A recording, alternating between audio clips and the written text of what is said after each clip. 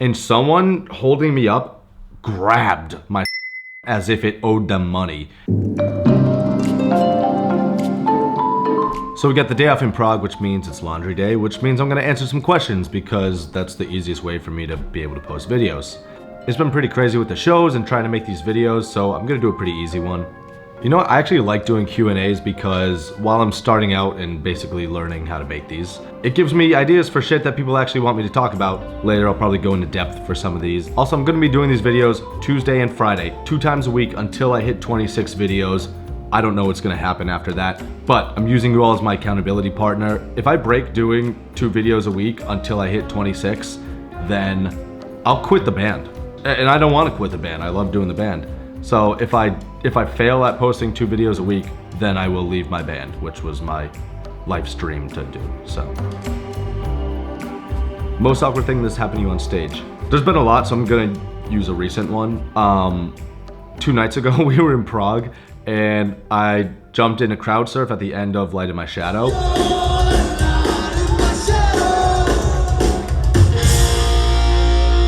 And someone holding me up grabbed my as if it owed them money. And it wasn't like quick, they like held on. I mean, you could tell that they just had a human on them and they were just, you know, like, argh! They probably didn't know. It was awkward because I had to jump back on stage and then not look like I was keeling over in pain. I don't know, so that's the most recent one I can think of. How do you take care of your voice on a long tour? And what do you do if you lose it? So vocal maintenance is wicked important. It's definitely something that I have to do a video on in the future. But since there's a lot to go into there, I will say that nothing will save your voice more than actually just hydrating.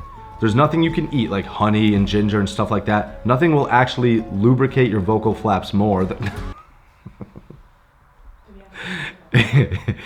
Okay, don't say lubricate flaps on camera.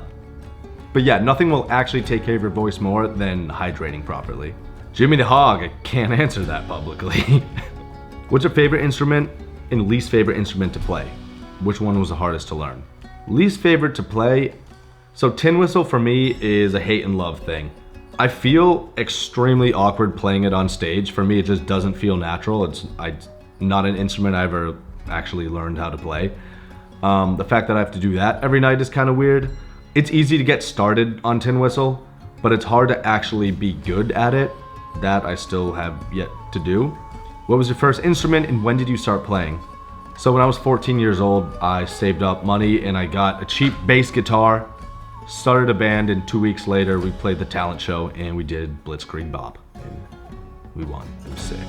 Suggestions you would give someone just starting to learn an instrument, how to improve when feeling stuck. So the thing about learning an instrument is it's not linear. You don't just start learning and keep learning and it goes up. Like, you're gonna have points where you're not feeling like you're getting any better.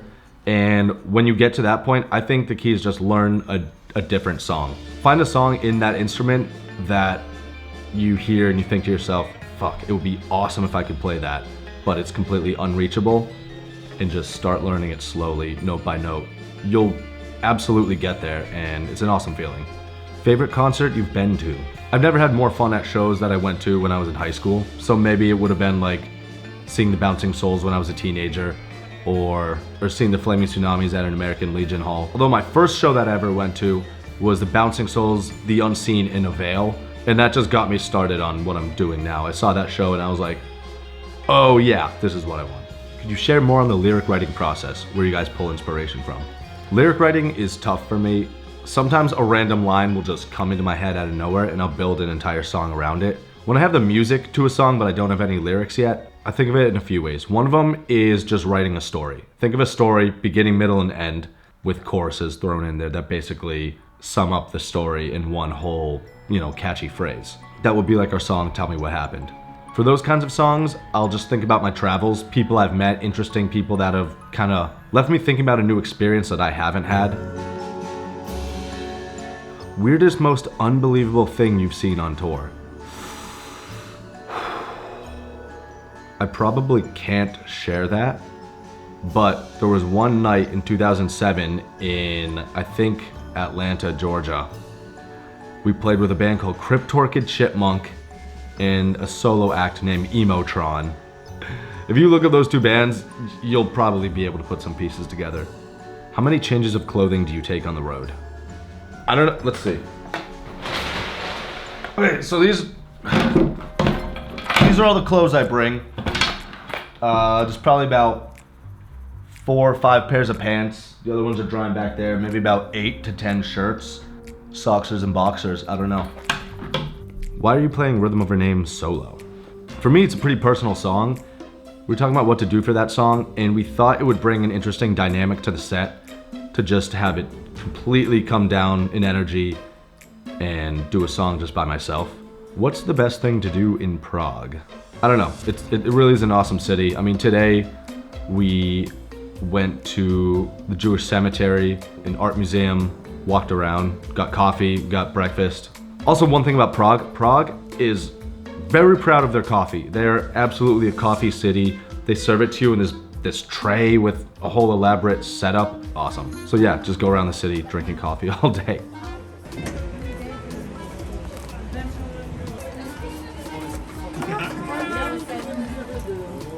Did you all have some sort of ritual before going on stage? So we were doing human sacrifice, but they were like, oh, you can't do that. And it honestly just like, we don't want to look like assholes putting that on our rider. So I don't know, we stopped doing that ritual. Other than that, just stretching and vocal warm-ups.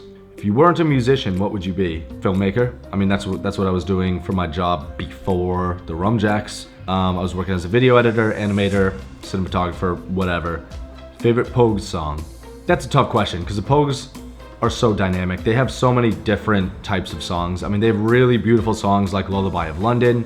I love a lot of McGowan's writing. Rain Street, something about Rain Street is just fucking awesome. But then the Spider Stacy stuff I think is just as good, if not better, than the McGowan stuff. Not that there's any need to compare. The Pogue Mahone album is amazing. The song Stars in the Moon, that's probably my favorite on that album. Are you guys gonna play Punk Rock Bowling 2022? Me and Tommy are going. Oh, Tommy, I swear to God, if you call me Mark one more time, I'm gonna slap the pierogies right out of you. I don't know, maybe. Right now it's a maybe. That is pretty much all the questions. Shout out to our friends in the Rocket Dogs. We just did 3 shows in the Czech Republic with them. Those guys are awesome, go check them out.